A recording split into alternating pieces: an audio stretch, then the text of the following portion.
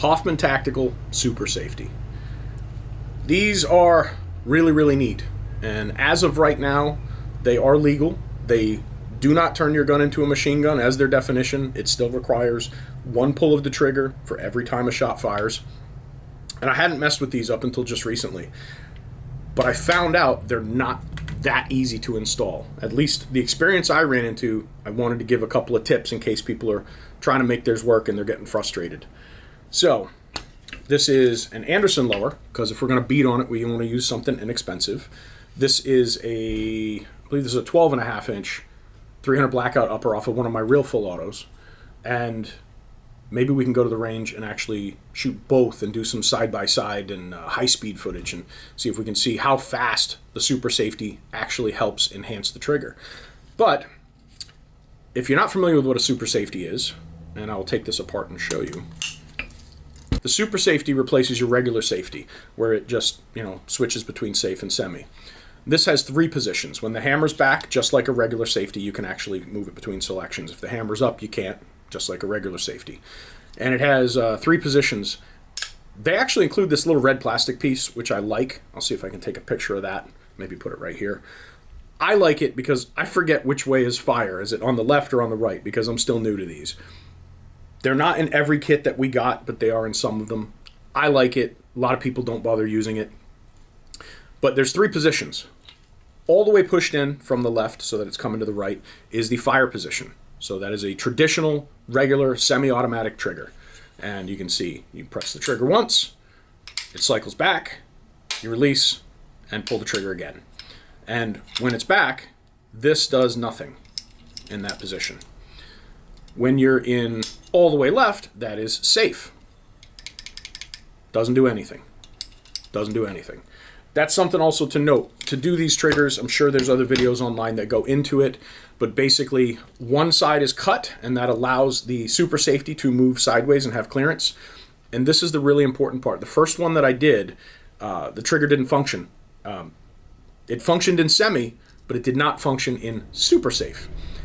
And that's because this back corner needs to be rounded ever so slightly. And if you have one where the trigger does not function, you pull the trigger in super safe and it just won't release at all, it won't even fire a single shot, you do need to clearance this a little bit just to allow it to come up just a little bit more. But you need to be careful, because if you take too much off of that, you're going to end up having a fire, and super safe, but you won't actually have a safe position. And we don't want that. So you got to be really careful. And God forbid if you grind too much off and ruin it, a factory trigger is not that expensive. So the way these work in the super safe mode, when it's in the middle, when the bolt carrier is moving, and I'll actually grab a carrier, grab the nice Faxon rainbow finish one so we can show the cycle of operations. When the carrier is moving, you can see down here, that surface there keeps things in place. And when it comes back, the bolt pushes on here. So the bolt needs to be forward, obviously, for it to fire, which would put it here. So the cycle of operations works like this for super safe. Just makes it extra safe. Trigger is set. We're ready to fire. Bolt's in the forward position. We pull the trigger. The gun fires. The bolt starts to move rearward, resetting the trigger.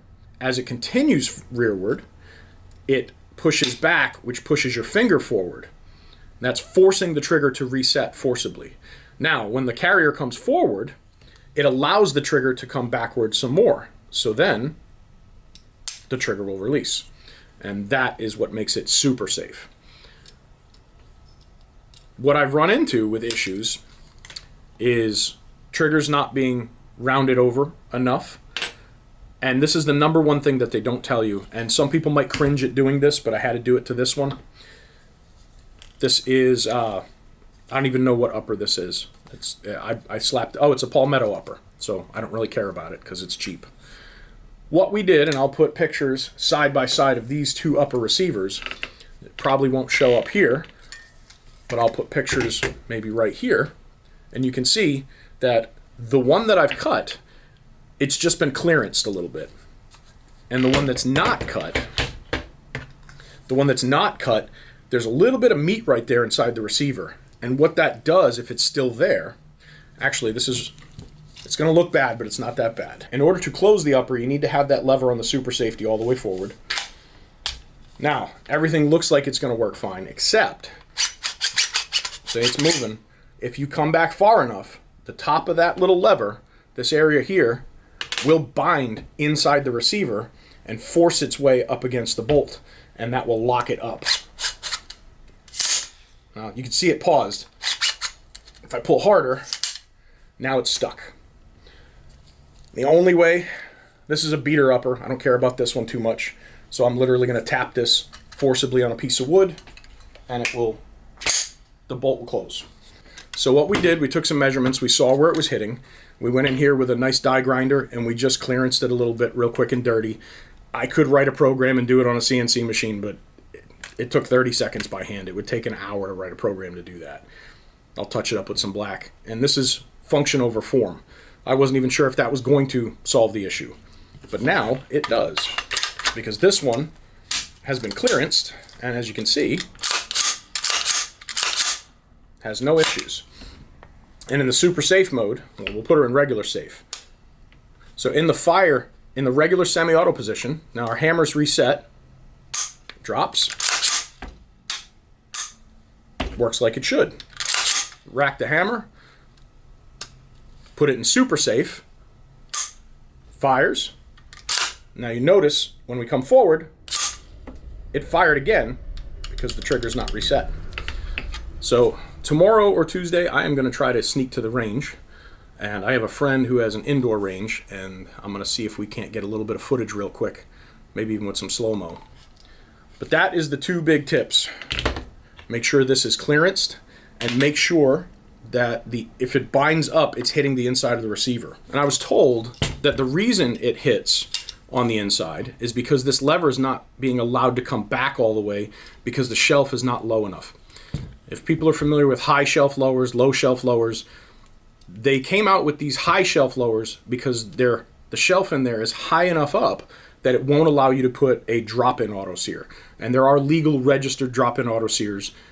Those would not fit in a receiver that has a high shelf.